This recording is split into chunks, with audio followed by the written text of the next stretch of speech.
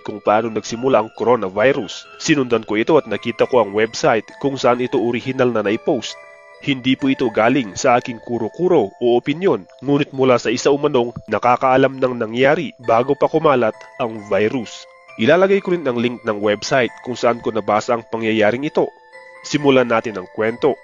Ayon sa post na ito ay sinasabi ng sumulat na siya ay miyembro at senior officer ng isang secret military intelligence ng China at malapit siya sa mga matataas na pinuno ng organisasyon. Mayroon siyang access sa mga sensitibo at highly classified na impormasyon tungkol sa nangyayari sa paligid na lingid sa kaalaman ng karamihan at simpleng mga tao kagaya ko at kagaya mo.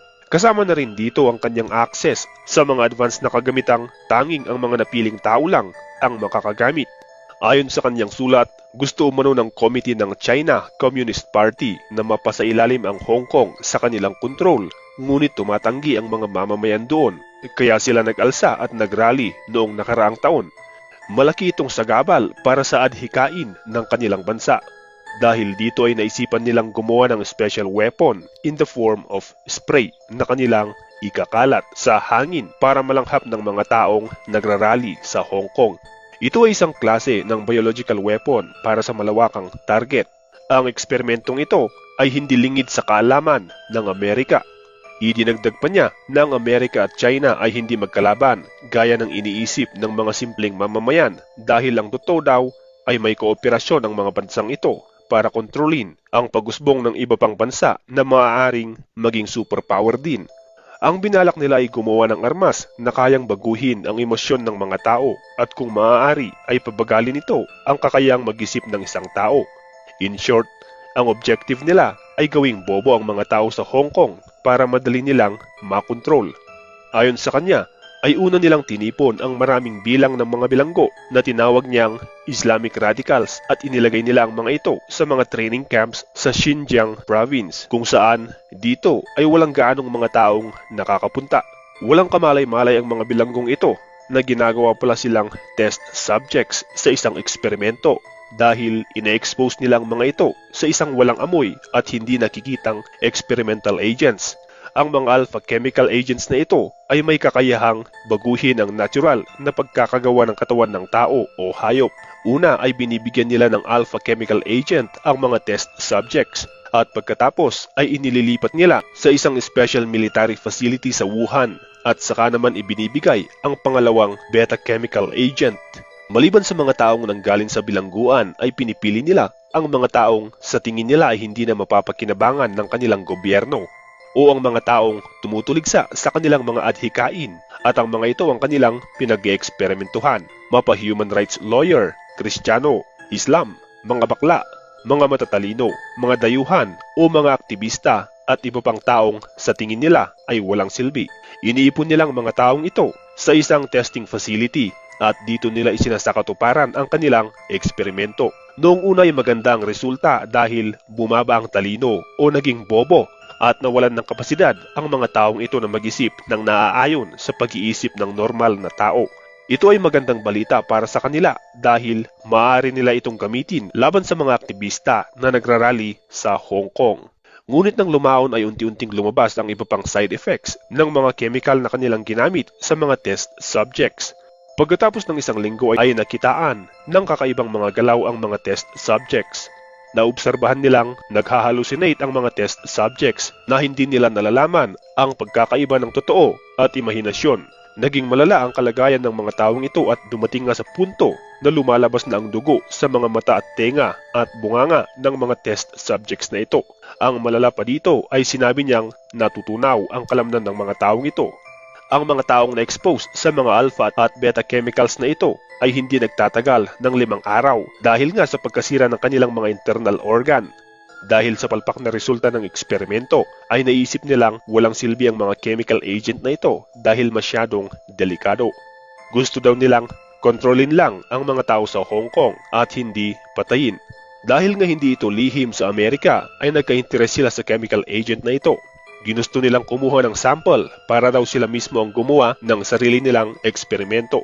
Kalimitan ay pinagbibigyan nila ang mga kahilingan ng CIA ng Amerika, ngunit dahil alam nila kung gaano kadelikado ang chemical agent na ito na kanilang naimbento, ay tinanggihan nila ang kahilingan na ito.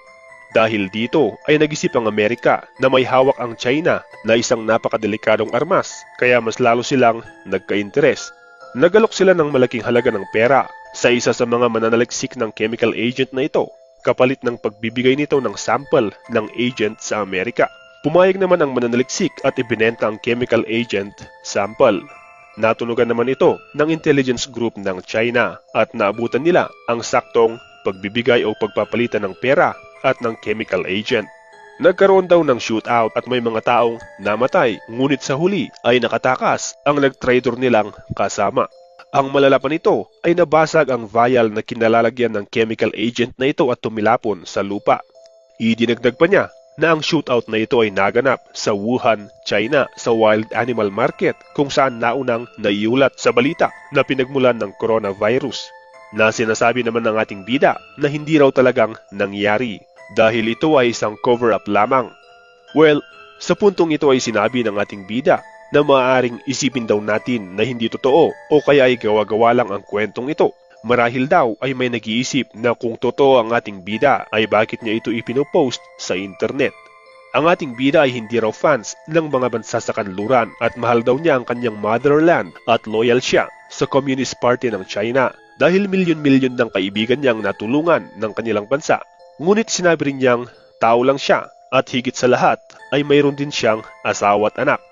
Nang panahong nalaman nila ang pagkalat ng chemical agent sa hangin sa wild animal market sa Wuhan, ay agad silang nag-order ng total lockdown ng Wuhan. Isa siya sa mga naatasan sa pagpapatigil ng pagkalat ng epekto ng chemical agent na ito. Dahil hindi na nila kayang kontrolin ang pagkalat ng epekto ng chemical agent, ay gumawa sila ng peking ulat na may bagong sakit na coronavirus. Inutusan nila ang kanilang mga tauhan na magpunta sa mga ospital sa Wuhan at sabihin sa mga doktor na kahit sino mang kakitaan ng lagnat ay i-diagnose nilang coronavirus. Sa panahong iyon ay uso ang pagkalat ng ordinaryong sipon at lagnat, kaya lumabas sa publiko na ang coronavirus ay hindi gaanong nakamamatay. Ang populasyon daw ng Wuhan ay mahigit kumulang na 11 milyong tao. At dahil sa pag-order nila ng lockdown ay hindi nakaalis ang mga tao dito. Ipinalabas daw nila sa media na 5 milyon ang nakaalis ng Wuhan bago ang lockdown, ngunit ang totoo ay hindi. Pagkatapos lang ng 1 linggo nang makawala ang chemical agent sa exotic food market, ay marami na agad ang namatay sa mga tao doon. Hindi daw nila alam kung ano ang gagawin sa mga nagkalat na bangkay, kaya inutusan nila ang mga nalalabing bilanggo na kanila sanang gagawing test subjects na ibaon sa hukay ang mga bangkay sa isang liblib na lugar. Ang ating bida ang naatasan sa pag-isip ng paraan para itago sa mga tao ang totoong nangyayari. Sa puntong ito daw ay nagsisimula ng makaramdam ng pagkahiya sa sarili ang ating bida at nag-aalinlangan na siya kung parang sa ikabubuti ng kanilang bansa ang kanyang ginagawa. Mas lalo daw siyang nagduda nang mabalitaan niyang pagkamatay ng isang whistleblower na doktor na si Dr. Li Wenliang. Si Dr. Wenliang daw ang isa sa mga naunang doktor na tumanggi sa utos nilang palabasin sa mga tao na ang sakit na ito ay coronavirus. Bilang parusa nila noong una, kay Dr. Wenliang ay pinapunta nila ito para samahan ang mga taong nagtatapon ng mga bangkay ng mga namatay na tao. In-expect nilang ang doktor na ito ay tatamaan din ng epekto ng chemical agent, ngunit nagulat sila nang makaligtas ito. Isang sarhento ang nagpunta kay Dr. Wenliang at siya ay tinurukan ng kombinasyon ng heroin at mercury na siyang dahilan ng pagbagsak ng kanyang baga na kanyang ikinamatay, at pinalabas nilang ito ay dahil sa coronavirus. Naisip ng ating bida na ayos lang na gumamit ang kanilang bansa ng kamay na bakal para sa ikabubuti ng kanilang paligid. Ngunit ang patayin ang doktor na si Wenliang ay mali. Kilala niya ang doktor na mabait at mahabagin sa kapwa. Sinabi niya ang bagay na ito sa kanyang asawa, ngunit sumagot itong mas mabuting manahimik na lang sila para sa kanilang ikabubuti, lalo na at binibigyan naman sila ng access sa mga mahahalagang bagay tulad ng mga medical supplies, at inisip rin niya ang kapakanan ng kanilang nag-iisang anak. Di nagtagal ay parang apoy na mabilis na kumalat ang epidemya at umabot sa milyon-milyong tao ang namatay. Ang sabi sa media ay 2% lang ang chance na mamamatay ang taong apektado ng chemical agent sa cover na coronavirus. Ngunit ang totoo ay 100% na critical daw ang dulot nito. Wala daw sapat na proteksyong makakapigil dito, maging face mask o sanitizers na mabibili sa butika. Sinabi pa ng ating bida na ang ospital na mabilisang ipinagawa ng China sa loob ng 8 araw ay hindi talaga ospital, kundi ito ay isang front lang dahil ang talagang adhikain nito ay gawing top secret facility. Wala mang available na proteksyong mabibili sa butika ay nasusuplayan naman sila ng special protective mask mula sa biomedical warfare kung saan ito ay gawa sa advanced technology. Tanging ang mga napiling taong katulad niya ang may access sa gamit pang medical na ito. Ang mga maskarang ito ay hindi rin totally safe dahil may expiration din ang effectivity nito kapag ito ay ginagamit. Minsan ay tinawag siya ng kanyang senior officer para puntahan ang ospital na ito sa Hushenshan. Nakita niyang normal lang na ospital ang itsura nito sa labas hanggang sa makapasok siya sa loob. Nakita niya ang napakaraming kama na hinihigaan ng maraming nasa unang yugto ng epekto ng chemical agent na ito. Narinig daw niya ang mga iyakan at sigawan ng mga taong nakakaramdam ng matinding sakit, ngunit lahat ng ito ay simula pa lamang. Sumunod siya sa tinawag niyang isang Corporal Meng na hindi raw tunay na pangalan para hindi agad makilala ang katauhan ng ating bida. Nagtungo sila sa mas paloob na bahagi ng pasilidad na iyon at nakita niya ang mas malalang sitwasyon kaysa sa kung ano ang nadaanan niya kanina. Ang section na kanilang kinaroroonan ay tinawag niyang middle section ng pasilidad na iyon. Dito ay medyo madilim ang paligid at nagkalat ang mga taong nasa mas malalang yugto ng epekto ng chemical agent. Malaya daw na naglalakad ang mga biktima dito, ngunit wala na sila sa matinong isip. Maliban sa kanila ay may mga nagbabantay din na mga taong nakasuot ng itim na uniforme na mula sa isang secret branch ng military police na hindi pa niya kabisado. Maliban dito ay nakikita daw niyang pinapahirapan pang lalo ng mga gwardyang ito ang mga biktima dahil malaya nila itong hinahampas o kaya ay sinisipa. Kitang-kita daw niya sa mga mata ng mga gwardyang ito ang kasiyahan habang pinapahirapan nila ang mga biktima. Pagkatapos nito ay pinagpatuloy nila ang paglilibot sa lugar na iyon at nagpunta naman sila sa sentro ng fasilidad na iyon. Gulat na gulat siya sa kanyang nakita dahil nasa libu-libong katawan ang nandoon na nakatambak. Maliban dito ay nakita niyang may daan sa gitna ng mga nakatambak na bangkay na ito at nang sundan nila ito, umabot sila sa pinakasentro ng lugar na iyon. Nakita niya ang ilang may sakit na pilit na pinagtatrabaho ng mga gwardyang nakadamit ng itim.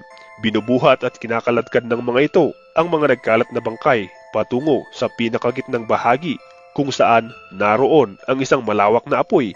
Sa pagkakakita dito ay nasyak daw ang ating bida. Nagpunta siya sa kubeta at siya ay napasuka.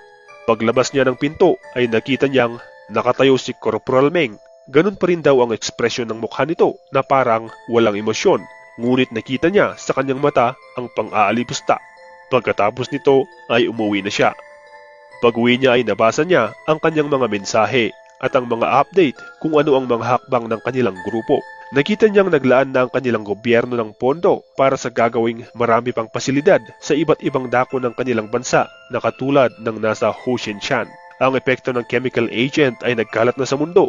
Mabuti na lang daw at nagkasundo ang kanilang gobyerno at iba pang gobyerno kabilang ang Amerika na magpapanggap silang ang dilubyong ito ay dahil sa coronavirus. Sa puntong iyon ay naisip na nilang hindi na daw nila makokontrol ang pagkalat ng epekto ng chemical agent na ito.